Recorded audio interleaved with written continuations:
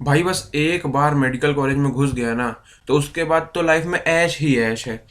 बहुत इज्जत मिलेगी भाई, बहुत इज्जत मिलेगी। लाखों कमाएगा, लाखों। और 25 से 30 साल तक सेटल हो जाएगा। And last but not the least, कि लाइफ सिक्योर रहेगी। Hello friends, welcome to chemistry जिंदाबाद। आज अपन बात करने वाले हैं एक ऐसे टॉपिक के बारे में जिसके बारे में शायद बहुत से लोग नहीं जानते हैं।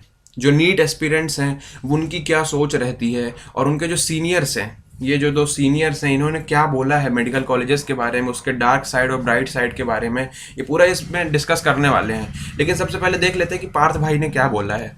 पार्थ भाई ने ऐसा क्या बोल दिया जिससे रक्षिता दीदी को इतना ज़्यादा बुरा लग गया, क्या चीज़ गलत चली गई, उसके बारे में पहले बात कर लेते हैं।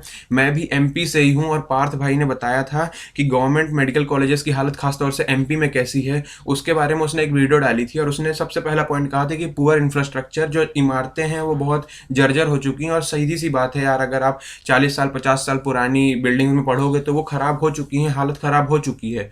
ठीक है, तो उसमें इतना कुछ बुरा नहीं था। फिर उन्होंने दूसरा पॉइंट बोला था कि टॉक्सिक टीचर्स हैं वहाँ पर, जो कि हर टाइम आपको डांटते रहते हैं, और कई बार ऐसा भी होता है कि टीचिंग करने में भी उनको ज़्यादा इंटरेस्ट नहीं होता है। तो आप लोग जो कि अभी नीट की तैयारी कर भी रहे हो, तो आपने भी देखा होगा, यूट्यूब पे ही भले देखा हो, कि यार गवर्नमेंट स्कूल्स जो होती हैं वहाँ पर क्या होता है। पहले तो ऐसा होता था कि टीचर जाते थे और वहीं पर बैठ करके अपने स्वेटर बुन रहे हैं। जो मेल टीचर्स होते थे वो भी थोड़ा बहुत काम किया, उसके बाद लग गए अपने व्हाट्सएप चैटिंग करने में। मतलब they are not interested at all in teaching. ठीक है, गवर्नमेंट उनको अच्छा खासा अमाउंट पे करता है गवर्नमेंट टीचर्स की। अगर मैं स्कूल्स में बात करूं, तो एमबीबीएस कॉलेज में भी जो प्रोफेसर्स होते हैं उनको पेमेंट कौन करता है? गवर्नमेंट करती है। हालांकि काफ़ी अच्छे टीचर्स होते हैं, काफ़ी अच्छा पढ़ाते हैं, काफ़ी कुछ आपको सीखने को मिलता है, लेकिन है तो यार इंसान ही। ठीक है, और कौन काम करना चाहता है लगातार? तो कई बार ऐसा होता है कि वो टीचिंग में इंटरेस्टेड नहीं होते हैं, जैसा कि पार्थ भाई ने अपने वीडियो में कहा था कि यार उनके डाइसेक्शन टेबल में टीचर आने में लेट लतीफ़ कर देता है। हो सकता है कि वो जानबूझ के करते हों, हो सकता है कि उनको टाइम लग जाता है, क्योंकि काफ़ी सारे बच्चे रहते हैं और हर बेंच में सेम टाइम पे तो वो नहीं पहुंच सकते ना। लेकिन कुछ टीचर्स ऐसे होते हैं, आपने भी अपने स्कूल लाइफ में ज़रूर एक्सपीरियंस किया होगा कि हर क्लास में एक या दो टीचर्स ऐसे होते हैं जो बिना मतलब के आपके पीछे पड़े रहते हैं, आपको हर वक्त डांटते रहते हैं। और स्कूल में तो चलो कुछ नहीं रहता है, कॉलेज में तो आकर के आपको सीधे धमकी दी जाती है कि बेटा फेल कर देंगे। ठीक है ना? तो ये बात उसने बिल्कुल सही कही, मुझे इसमें नहीं लगा कि कुछ भी गलत है। फिर उसने एक पॉइंट ये भी बोला था कि you are not there to take shit of anyone. हालांकि उसने हिंदी में बोला था और अलग तरीके से, पर सही बात है। आप कॉलेज में गए हो, आप अपनी मेहनत करके गए हो, और आप वहां पर, एक बात होती है यार सेल्फ रिस्पेक्ट की। ठीक है, टीचर्स ने उसको बोल दिया कि तुम आंख ऊपर करके कैसे बात कर रहे हो, आंख नीचे करके बात करो। तो ठीक है, अपन किसी भी बड़े से बात करते हैं तो अपन आंखें झुका करके बात करते हैं, नजरें झुका करके बात करते हैं। लेकिन अगर आप एक कॉन्फिडेंट बंदे हो और अगर अच्छे से बात करना चाहते हो, तो यार आंखें मिलाना जरूरी है। ठीक है, आई कांटेक्ट अगर होगा तो आप बेहतर तरीके से कम्युनिकेट कर पाओगे। लेकिन ठीक है, अगर टीचर्स को और सीनियर्स को ऐसा लगता है कि यार उनके इज्जत की बात है, तो ठीक है, आंखें नीचे कर लेनी चाहिए थी, उसमें कोई बुराई नहीं है। फिर चौथा जो मेजर पॉइंट था उनका, कि क्लासेस को बंक करना। तो यार क्लासेस को बंक करना कहीं भी सही नहीं होता है, वेदर इट इज स्कूल और कॉलेज और मेडिकल कॉलेज। लेकिन मेडिकल कॉलेज में इवन फर्स्ट ईयर में ही इतना ज़्यादा सिलेबस होता है कि आपको सेल्फ स्टडी की सबसे ज़्यादा ज़रूरत होती है। किसी भी फॉर्म में सेल्फ स्टडी बहुत इंपॉर्टेंट होती है, और खासतौर से फर्स्ट ईयर एमबीबीएस की अगर आप बात कर लो, तो इतना ज़्यादा सिलेबस होता है कि आपको खुद से पढ़ने के लिए टाइम बहुत कम मिलता है। एक साल में इतनी सारी किताबें होती हैं। अगर मैं आपको बात करूं, मतलब मैं बड़ी बड़ी स्टैंडर्ड गोल्ड स्टैंडर्ड बुक्स की बात नहीं कर रहा हूं, मैं सिर्फ एवरेज बुक्स की भी बात करूं, तो अगर आप एनाटॉमी में बीडी चौरसिया पढ़ते हो तो उसके 4 पार्ट्स हो जाते हैं। फिर हिस्टोलॉजी हो गया, एम्ब्रायोलॉजी हो गया। उसके अलावा अगर आप फिजियोलॉजी में ए के जैन जैसा एवरेज बुक भी प्रेफर करते हो तो उसके भी 2 वॉल्यूम्स हो गए। फिर उसके बाद आपका एनाटॉमी का एक एटलस हो गया। फिर उसके बाद आपका, अगर आप यू सत्यनारायणा भी करते हो बायोकेमिस्ट्री में, तो 10 किताबें तो आपकी ऐसी ही हो गई। ठीक है, तो 10 किताबें हो गई एक साल में पढ़ना, और काफ़ी मोटी मोटी किताबें होती हैं। तो मतलब उसके लिए ऐसा रूल होता है कि आपको अगर एग्जाम में अपीयर होना है तो आपका 75% जो अटेंडेंस होता है वो मस्ट होता है। तो ज़्यादातर मेडिकल कॉलेजेस में ऐसा देखने को मिलता है कि जैसे ही 75% आपका अटेंडेंस कंप्लीट होता है, तो बच्चे अपने सेल्फ स्टडी के लिए अब क्लासेस जाना छोड़ देते हैं। तो अगर उसने ये भी कर दिया तो उसमें मेरा नहीं ख्याल कि कोई बुराई वाला काम था। ठीक है, क्योंकि सबको यार, अगर आपको लग रहा है कि आप कुछ प्रोडक्टिव आपको नहीं मिल रहा है क्लास में, तो ठीक है, आपने अगर क्लास में नहीं गए हो और आपने क्लास को लीव कर दिया है, तो उसमें कोई बुराई वाली बात मेरे हिसाब से तो नहीं है। तो ये सारी चीजें उसने अपनी वीडियो में बोली थी, और फिर इसी चीज को लेकर के ना जाने रक्षिता दीदी को क्या बुरा लग गया। अब रक्षिता दीदी को क्या बुरा लगा और उन्होंने क्या बोला, तो उन्होंने वीडियो में सबसे पहले बताया कि नीट क्या है ना, नीट के बारे में बताया कि नीट 16 लाख बच्चे देते हैं, वो एक ऐसी एग्जाम है। ये सारी चीज़ें सबको पता थी। फिर अब उनको बुरा लग गया कि मेडिकल कॉलेज को बुरा कैसे कहा, तो दीदी प्लीज़ जाकर के उसका वीडियो फिर से देखो, उसने मेडिकल कॉलेज के बारे में तो कुछ बुरा कहा ही नहीं। उसने वहाँ के पुअर इंफ्रास्ट्रक्चर, टॉक्सिक पीपल्स के बारे में बात की, ठीक है। फिर प्रोफेसर को कैसे बुरा बोल दिया। अरे भाई प्रोफेसर है तो इंसान ही ना, इंसान टू इंसान नेचर वेरी करता है, ठीक है, person to person nature vary करता। हो सकता है आपके प्रोफेसर बहुत अच्छे हों, लेकिन नहीं है यहाँ पे प्रोफेसर अच्छे। उसने बोल दिया कि वो डांटते रहते हैं, और होता है सबके साथ ऐसा होता है। फिर कपड़ों का तो ड्रेस कोड होता है, ठीक है, तो फर्स्ट ईयर स्टूडेंट्स का तो ड्रेस कोड होता ही है मोस्ट ऑफ द कॉलेजेस में। फिर दीदी ने ये भी कहा कि MBBS मुश्किल नहीं है। तो अगर आप एक नीट एस्पिरेंट हो और आप ये वीडियो देख रहे हो, तो मैं आपको बताना चाहूँगा कि ये लाइन पूरी पूरी झूठ है। आप खुद सोचो, जिसका एंट्रेंस इतना टफ है, क्या वो कोर्स ईजी होगा। बस बात जो है वो बैलेंस की है। मैंने आपको ऑलरेडी इतनी सारी बुक्स के नाम बता दिए हैं, और ये सारी सिर्फ फर्स्ट ईयर MBBS की हैं। 10 किताबें हैं जो कि आपकी काफ़ी मोटी मोटी होती हैं, ठीक है।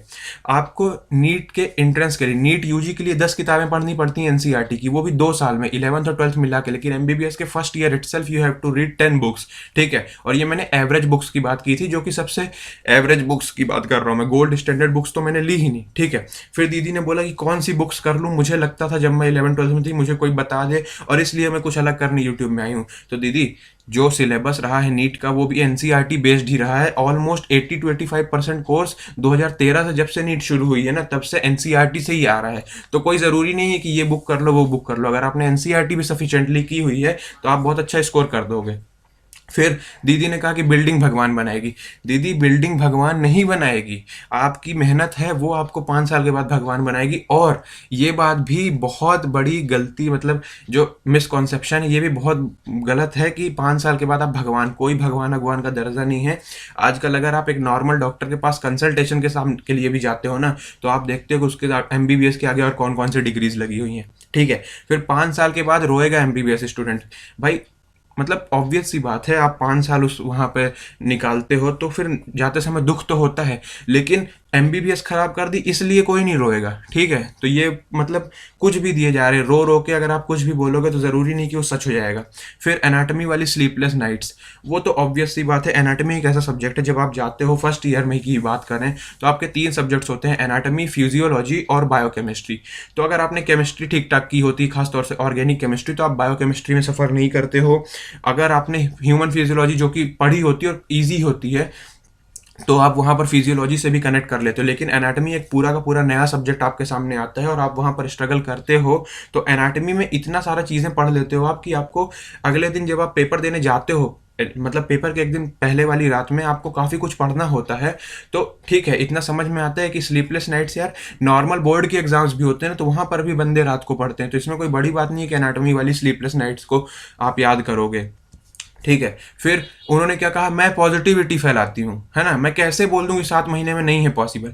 अरे मैं खुद बोल रहा हूँ 7 महीने में है पॉसिबल, लेकिन अब आप एम्स दिल्ली की बात करो तो ये फिर कुछ ज़्यादा नहीं हो गया। मेरे चैनल में अभी कुछ दिन पहले कुछ बच्चों ने कमेंट किया कि बताइए अब हम क्या कर लें, हमारा सिलेबस कंप्लीट हो गया। तो ऐसे ऐसे बच्चे बैठे हैं जिन्होंने 2 साल, 2.5 साल, 3 साल से तैयारी की है, या फिर फ्रेशर भी हैं, तो उन्होंने अभी अभी अक्टूबर में ही अपना सिलेबस कंप्लीट कर लिया। अभी भी 6-7 महीने बचे हुए हैं। सोचो ऐसे ऐसे बच्चे बैठे हुए हैं, तो वो एम्स दिल्ली ना जाएंगे। जो बच्चा अभी 0 से स्टार्ट कर रहा है वो एम्स दिल्ली जाएगा। ये बात हो सकता है किसी को बुरा लग जाए, ठीक है, बुरा लग जाए, लेकिन सच तो यही है ना यार। 7 महीने में एम्स दिल्ली पॉसिबल है। फिर उन्होंने कहा कि मैं ऐसा करती हूँ, मैं वैसा करती हूँ, मैं पॉजिटिविटी फैलाती हूँ, मैं कैसे बोल दूँ नहीं है पॉसिबल। मान लो एक बच्चा भी निकल गया, भाई वीडियो देख करके एम्स दिल्ली निकलना होता है ना, तो फिर न जाने कितने ही बच्चे एम्स दिल्ली, फिर मतलब एम्स दिल्ली ही चले जाते हैं ना सब लोग। फिर उन्होंने ये भी कह दिया कि एवरेज बच्चा जो है वो ज़्यादा मेहनत करता है टॉपर से। तो एवरेज बच्चा इसीलिए एवरेज होता है क्योंकि वो एवरेज है।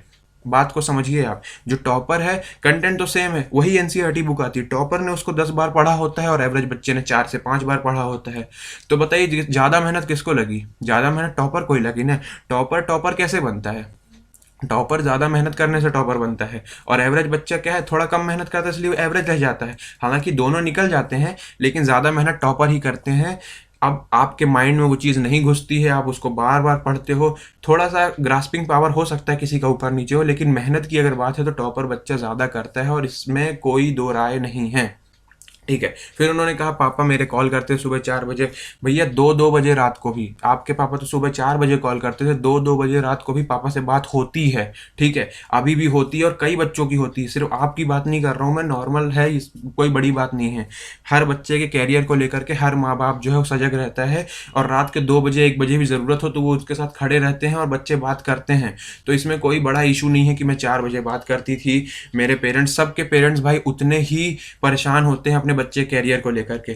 फिर इन्होंने कहा कि सीनियर्स अच्छे होते हैं, नो डाउट सीनियर्स बहुत अच्छे होते हैं, काफ़ी ज़्यादा हेल्पफुल होते हैं, लेकिन सीनियर्स आपको वो सारी चीज़ें भी करने में मजबूर करते हैं which you are not suppose to do in a medical college. Medical college में आप जो करने जाते हो उससे हट करके काफ़ी सारी चीज़ें सीनियर्स आपको करने के लिए बोलते हैं, और ये सच है।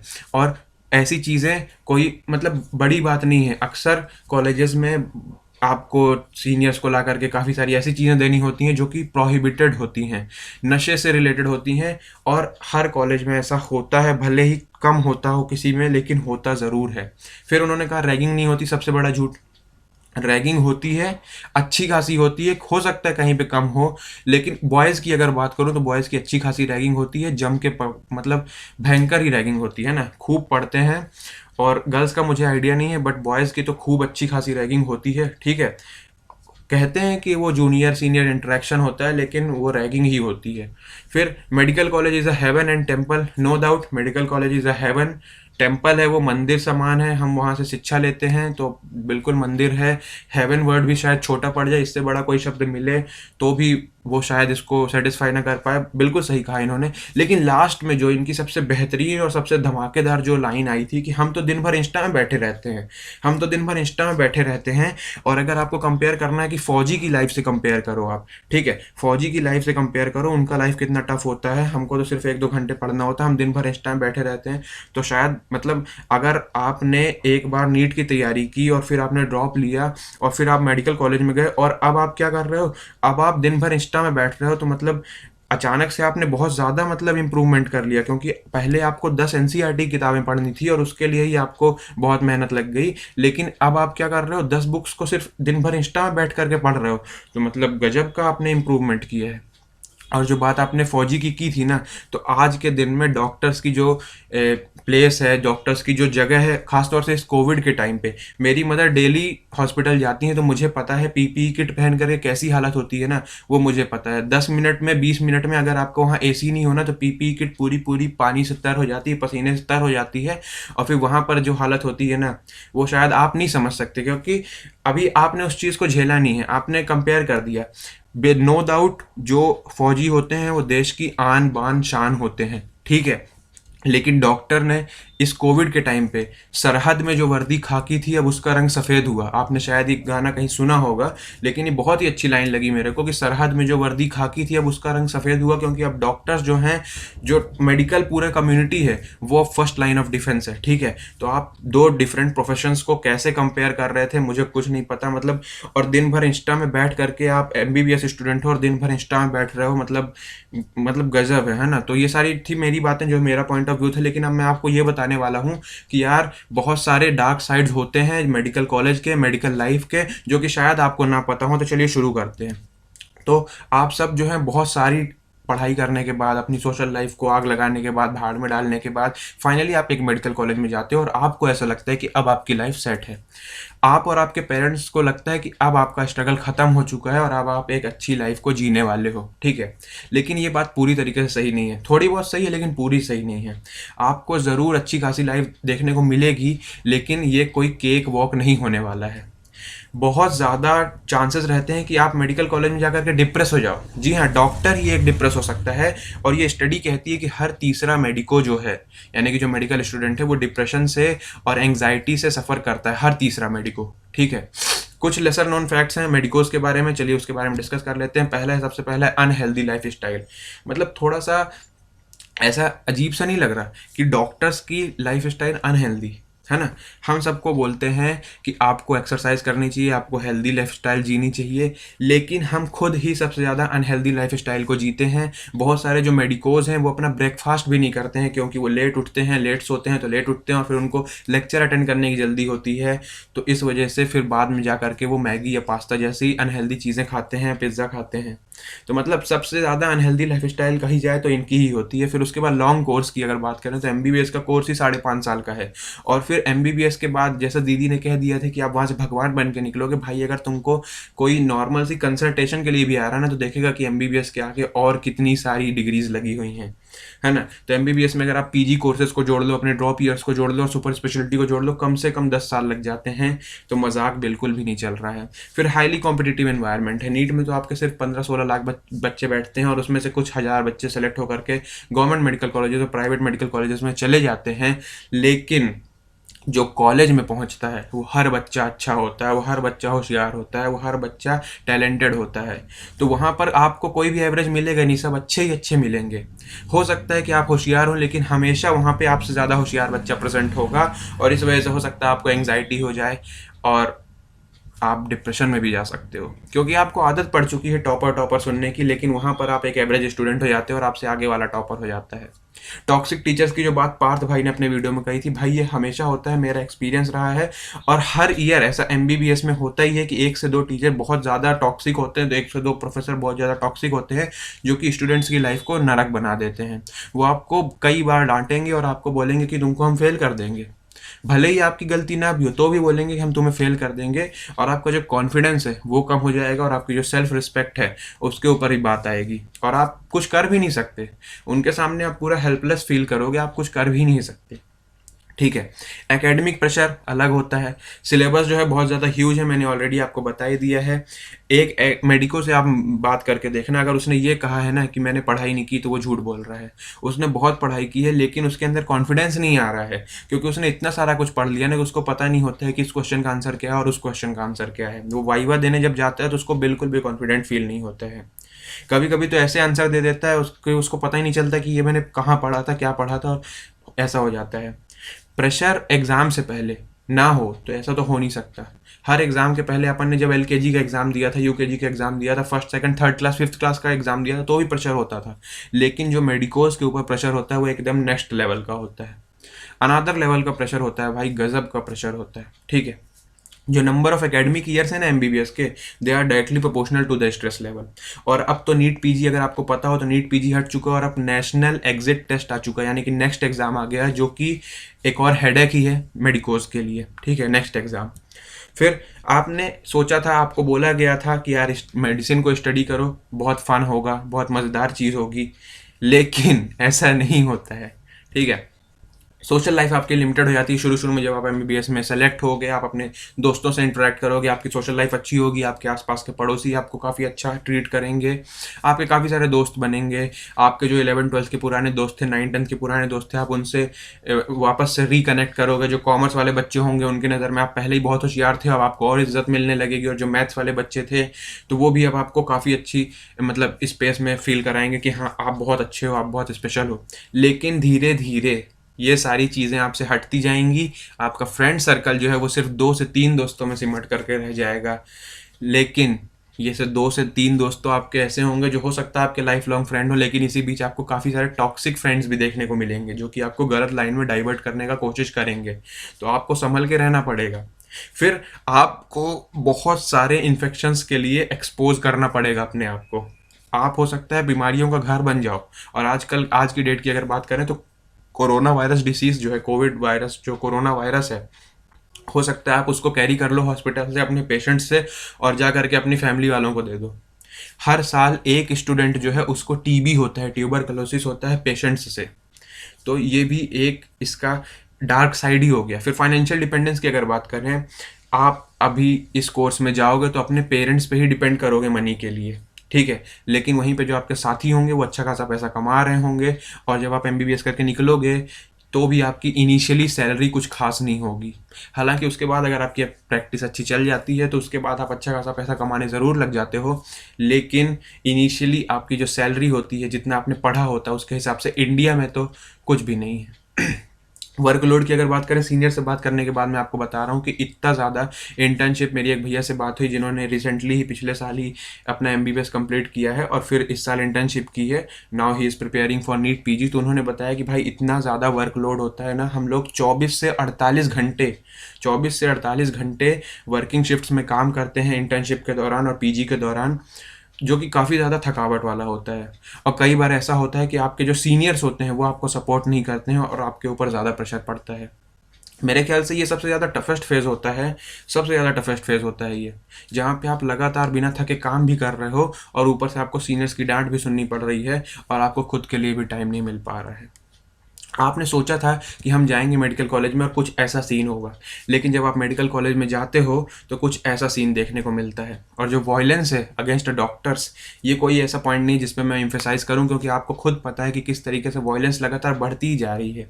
अगर कोई पेशेंट की डेथ हो गई तो उनके जो परिवार वाले होते हैं वो आपको डांटते हैं, आपको गालियाँ भी देते हैं, अब्यूज़ करते हैं और ऊपर से मारते भी हैं कई बार तो बहुत बुरा मार पड़ जाती है। मतलब वो ये चीज़ को नहीं समझते कि डॉक्टर जो है वो भी इंसान है, उसने अपना लेवल बेस्ट ट्राई किया, लेकिन एट लास्ट है तो इंसान ही ना। तो वॉयलेंस अगेंस्ट डॉक्टर्स भी कोई बड़ी बात नहीं है। तो शायद मैंने थोड़ा ज़्यादा बता दिया कि क्या क्या मतलब डार्क साइड्स हैं, बट यार एक बात सोचो, स्टिल मैं यही कहूँगा एमबीबीएस इज़ द बेस्ट। ऐसी कौन सी चीज़ है जो कि आपकी उम्र से 3 गुना उम्र वाले चपरासी को या फिर सिक्योरिटी गार्ड को रिस्पेक्ट देने के लिए मजबूर करती है, जब आपको बोलता है कि बैठिए सर, बैठिए मैम, आपको एक सीट ऑफर करता है। सिर्फ वही वाइट कोट जो आपने पहन रखा है, सिर्फ वही स्टेथोस्कोप जो आपने गले में डाल रखा है। तो जो रिस्पेक्ट और ग्लोरी है इस प्रोफेशन में, वो इट इज़ जस्ट अनमैचेबल। कोई भी चीज़ इसके बराबरी की नहीं है। बट एक चीज़ मैं ज़रूर कहना चाहूँगा कि यार सारी चीज़ों के ब्राइट साइड और डार्क साइड होते हैं। एक सिक्का गिरेगा तो उसका हेड्स भी आ सकता है, टेल्स भी आ सकता है। ऑल आई वांट टू से कि हमको अपनी चीज़ों को बैलेंस करना होगा। तो चलो ठीक है, all the best to all the future doctors, all the future medicos, और जो अभी नीट यूजी की तैयारी कर रहे हैं यार, अगर आपने अपना सिलेबस कंप्लीट कर लिया तो अभी से आप अपना रिवीजन शुरू कर सकते हो। हमारे चैनल पे काफ़ी सारे इनऑर्गेनिक केमिस्ट्री के पॉडकास्ट अवेलेबल हैं, ऑर्गेनिक केमिस्ट्री के पॉडकास्ट अवेलेबल हैं, पूरा एनसीईआरटी बेस्ड है, लाइन टू लाइन चीज़ें हैं, एक भी शब्द मैंने छोड़ा नहीं है इसमें। तो आप इसको विजिट कर सकते हो, अपना रिवीजन अभी से शुरू कर सकते हो। पूरा ब्लॉक केमिस्ट्री अवेलेबल है, हाइड्रोजन से लेकर एस ब्लॉक से लेकर पी ब्लॉक 11th और 12th दोनों क्लासेस का। ऑर्गेनिक केमिस्ट्री की सारी सारी जो नेम रिएक्शंस हैं वो भी एक कंपाइल्ड हैं सिर्फ एक सिंगल पॉडकास्ट में। तो इससे आप पूरी पूरी नेम रिएक्शंस वो भी विद इन 40 मिनट्स आप रिवाइज कर सकते हो। आप चाहो तो इसको रिवाइज करके देख लेना, ठीक है। सो चलता हूँ मैं। Thanks for watching, tata bye bye, अपना ख्याल रखिएगा, मिलते हैं फिर नेक्स्ट वीडियो में।